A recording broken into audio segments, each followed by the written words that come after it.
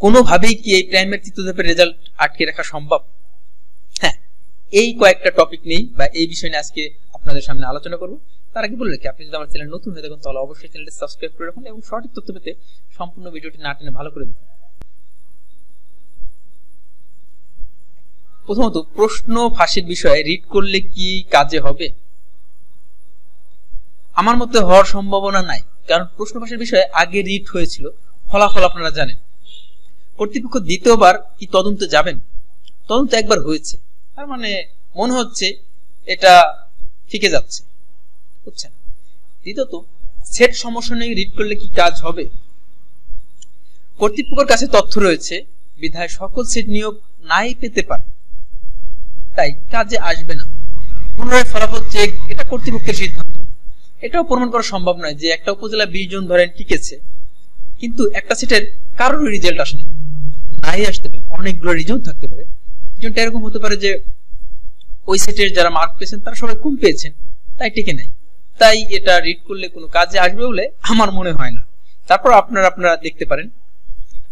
তো হাইকোর্টে stay order দিলে এটা খারিজ হয়ে যাওয়ার সম্ভাবনাই বেশি, এটা আমার দৃষ্টিতে মনে হয় ভাই। তো তৃতীয়ত যে কারণটা, সেটা হচ্ছে সবাই চাচ্ছেন যে 3:1 বা 4:1 রেজাল্ট কেন দিল না। এটা একান্তই কর্তৃপক্ষের সিদ্ধান্ত। নিয়োগ কর্তৃপক্ষ কত অনুপাতে রেজাল্ট দিবে এটা কর্তৃপক্ষের একান্ত নিজস্ব ব্যাপার, তাই এটা রিড করলে কাজ হবে কিনা সেটা দেখার বিষয়। খারিজ হওয়ার সম্ভাবনাই বেশি দেখছি আমি। এই চতুর্থ, শূন্য পদ পূরণ করে রিড করলে কাজে আসবে। এটা একটা পয়েন্ট যে শূন্য পদ পূরণ যেহেতু করলো না, এইটা কাজ রিড করলে কাজ আসবে। এটা কাজ করলে কাজ আসতে পারে, কিন্তু প্রশ্ন 2014 সালে একটা নিয়োগ আটকে রাখছিল, শূন্য পদ কেন পূরণ করলো না। কিন্তু এবার তো আবার প্যানেলের একটা নিয়োগের ব্যাপার আছে, প্যানেল। এবার আপনারা জানেন যে প্রথম ধাপে প্যানেলের নিয়োগ দিয়েছে। সো এই প্যানেল ইস্যুতে আবার এটা কি হয় বলা যায় না। তারপরও এটা একটা যৌক্তিক কারণ হতে পারে আমার ধারণা। আপনারা কি মনে করেন এটা আপনারা জানেন। তো পঞ্চমত, সর্বশেষ প্রজ্ঞাপনের আলোকে রিড করলে কি কাজে আসবে? এটা কাজে আসতে পারে, আবার নাও আসতে পারে।